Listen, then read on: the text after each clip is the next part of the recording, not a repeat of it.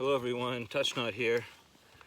I'm out in the forest on a hike, and it's Clan MacGillivray month in July on our YouTube channel and as well as the Clan Hatton Association YouTube channels.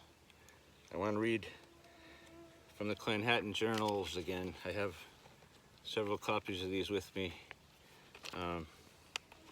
Robert MacGillivray and his wife for several years were editors of the Clan Hatton Association Journal.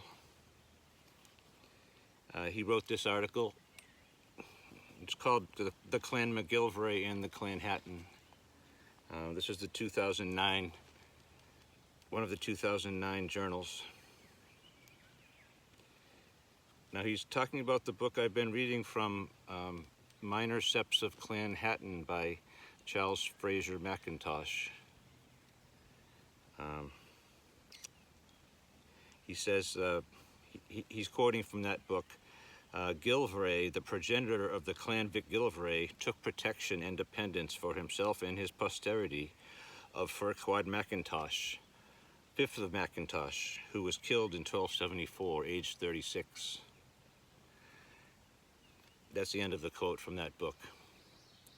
But this Gillivray was not the first of his clan. The MacGillivrays are older than that, although their origin can only be surmised from their other traditional accounts.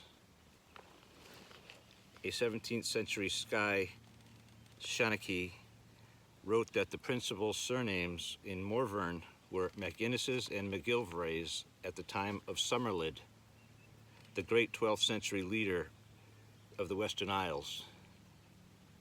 Their place in that society may be found from their name, which MacBain translates from the Gaelic original MacGillivray as the son of the servant or devotee of judgment.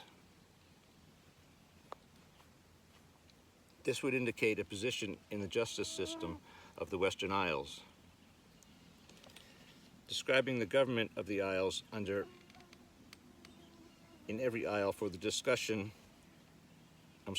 describing the government of the Isles under ancient lordship, the Skye Shanachie said that there was a judge in every isle for the discussion of all controversies who had lands from MacDonald's for their troubles.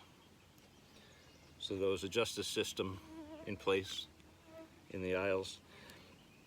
Describing the government of the Isles under ancient lordship, I said that already, I'm sorry.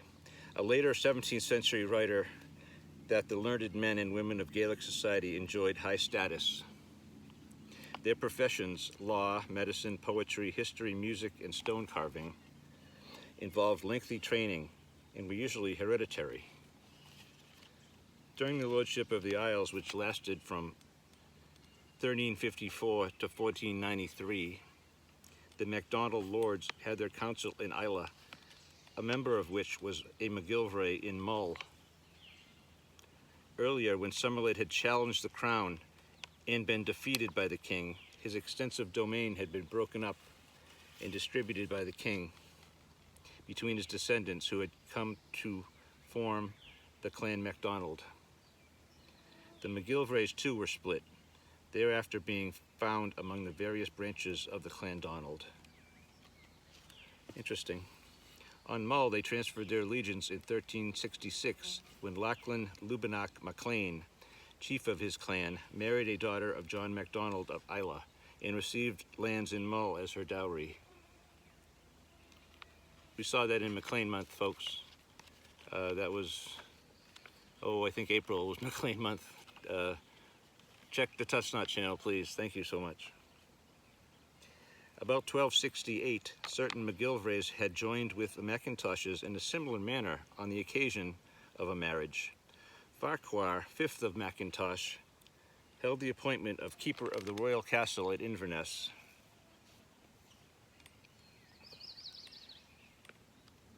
His forebear had gone north with the king to suppress a rebellion by the men of Moray, and as a reward had been given lands near Inverness, as well as the appointment of the castle keeper. Subsequent chiefs had acquired further lands and the castle of Wraith in Badenoch. Farquhar too was a royalist, and before becoming chief and a warlike man, it is said he was chosen to lead the Badenoch men in the expedition of King Alexander III against the Vikings. This brought him into contact with the MacDonalds in the west, and seeking to extend his influence into that area, he married Mora, daughter of Angus More MacDonald of Islay. It was this union which probably brought with it Gillivray, his followers as Mora's protectors, a safeguard for herself and her dowry.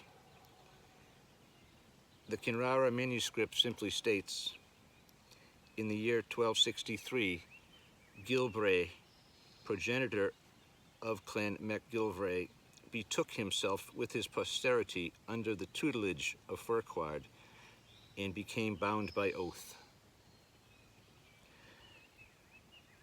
We've seen this before. The MacQueens came to Hatton in this manner, as did the MacBains at the marriage of Eva, and the MacQueens at another time, which I won't quote here. But well, thanks for listening, folks. MacGillivray month in July. I hope you enjoyed some history. Boy, it's hot out here, but the bugs have settled down. Probably smarter than I am. They're going in the shade. All right, so please stay tuned to the Chestnut channel and the Clan Hatton Association channel on YouTube for more MacGillivray history, Clan Hatton history, you name it, folks. Hope you're having a good time as we are bringing it all to you. All right, touch not this cat.